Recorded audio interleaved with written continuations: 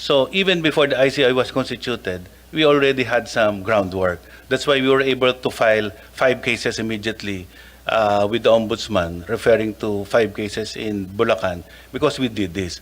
Now, when the ICI commenced its investigation, and we gathered that they have already determined, with the help of the AFP and the police officers, the PNP, that there are 421 ghost projects, and they have identified the exact places and the contracts covering this. We likewise disseminated the 421 to the projects, to the regional offices of NBI to do follow-up work with the DPWH.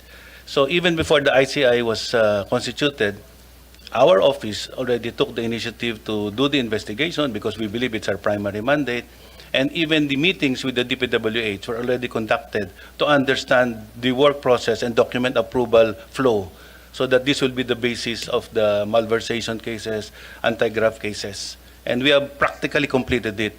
And if I may actually explain the challenge that we are having presently, it's actually access to the whistleblowers. Because they are in detention because of the contempt charges, we are not given ready access, and we have to coordinate. It would be most helpful for the DOJ to complete its investigation if the witness protection program already admits them as protected witnesses, and we can have direct access to them at any given time, and they will have access to their own documents and people that they need to talk to complete the investigation. So we are hoping that when we process the documents of the possible whistleblowers who can be admitted formally, because they are just now provisionally accepted, the custody would be allowed to the WPP, and that would enhance the case build-up process. So to date, ilan ang na-file na cases pertaining to the flood control? Ilan ang na-file? With the Ombudsman, I think there are 5. There are 5. Okay. And these are all Ghost project. the ones in Bulacan. Bulacan. All 5 are the ones That's correct. pertaining to That's correct, Bulacan. Okay. And then are you still investigating the others that came out? Yes. Yung 421 and yung 421, goes lang yun. Iba pa yung substandard. Yes. Na may mga substandard. We have a steady stream of completed investigations that we are now filing before the Ombudsman for the conduct of preliminary investigation. And the Ombudsman may choose to refer the preliminary investigation to the DOJ as consistent with the Memorandum of Agreement mentioned by OIC-BIDA. Are you also investigating, yung sinabi nga kanina ni Senator Marcoleta, yung mga politicians involved? Is that part of your Yes, Your Honor, investigation? we are following through on the leads given by the whistleblowers, the congressmen involved, and even some senators involved. And we are pursuing the case, but we are very circumspect about this. We already filed through the assistance of the AMLC freeze orders for those we believe should already be prosecuted in court. And we have secured 6 freeze orders already. That includes the officials of DPWH, some of the contractors, and some of those involved in the kickback mechanism. Because that's an observation of mine is yung ICI, marami silang pinapatawag ng mga politicians, pinapatawag ng mga elected officials. I think yung kanilang angulo is more on the source of the funds. No? I think that is their angle. Based on my observation, this is purely based on my observation. Is that the difference between where DOJ is pursuing and between the ICI is pursuing in terms of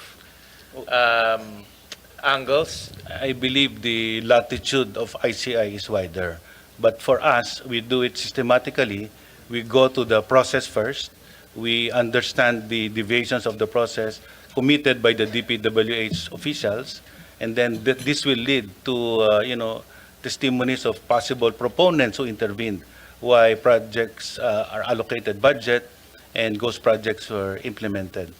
And then only from there, we will conduct financial investigations. This is something that we have to do systematically because once these individuals, the DPWH contracts are investigated, the names will now be subjected to financial investigation. And when there is a financial trail establishing links to the possible proponents, then we move ahead to the next steps. And you said earlier that tuloy-tuloy yung investigation yung Yes, Your Honor. So I just want to understand, no? I'm sure a lot of the public wants to understand, saan ba yung line between the ICI and DOJ? No, that's the point I'm trying to make because the ICI, like you said, has a wider latitude. In fact, based on the media reports, they also interview politicians. They also get information from elected officials. So it seems to me that their scope is wider to include the source of the fund, no? Allegedly. No? So that's I'm trying to understand Yeah, where's the delineation in this case because we also want to make sure that there's efficiency, no?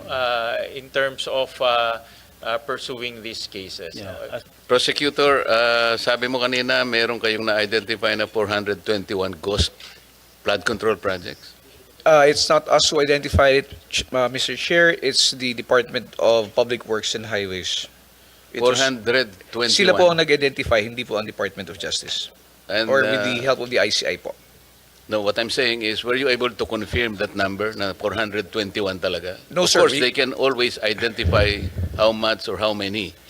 Pero na-confirm po ba ninyo? Hindi pa po namin ako-confirm kasi what we're doing is we're having that information validated but the numbers can even increase, sir. Kasi po, kung hindi ako nagkakamali, there are about 10,000 flood control projects. So, kung 421 ang sinasabi nila, could be less, could be more. That is correct, Ang sir. importante, tama naman po yung medyo naguguluhan kami kasi paano yung delineation nga naman, ano? Yung isa nagpapaka-independent pero they rely most on your prosecutors also and some of your agents. At baka nga naman pag walang proper delineation at saka kung nagkaroon ng conflict, sino po yung, kunyari, yung findings po ninyo, mangyayari yun eh. There could be conflict in outcome. Sino magpiprevail? Kayo po o yung ICI? Hindi, it would be the Office of the Ombudsman, sir. Sir, may I make a clarification po dun sa tanong po ninyo? Hindi kasi bago nyo ibigay sa ombudsman, eh, di ba kayong dalawa, sabi nyo, nagkakaroon kayo ng coordination eh. So, Yes, sir. how can it be coordination kung independent dapat sila? Yun ang punto eh. They should be independent no matter what. Kayo sana ay maaring tumutulong kayo in another capacity but in a manner that they can still maintain their independence. Hindi ganun ang nakikita namin eh. Baka nga ang mangyayari, conflict pa nga and then duplication or even conflict. Yun po yung sinasabi ni Chairman. And pwede ba kayong mag-file kaagad diretso sa korte bypassing the Ombudsman? It would appear that we could, sir, because there is a memorandum of agreement which allows us to handle, investigate cases involving individuals, salary grade below 27. It's a memorandum of agreement between the DOJ and the Ombudsman? Yes, that is correct, sir. Okay. Kailan po nangyari yun? Anong date yun? 2012 po. 2012? Yes, sir. Okay. Usec Andres,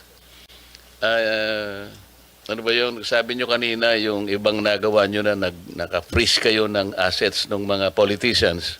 Sino-sino na pong mga politicians ang na-freeze ang assets? I can give you the names, Your Honor, privately, but the majority of those subject of the freeze orders are Bakit not. privately? Can you not divulge them? I do not have right now Okay. copies of that. And if I may clarify, I think the freeze orders have not touched politicians.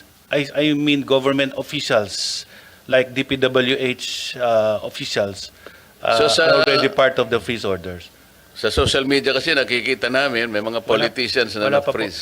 Wala pa po. Wala talaga. Government officials, meaning DPWH officials, yes.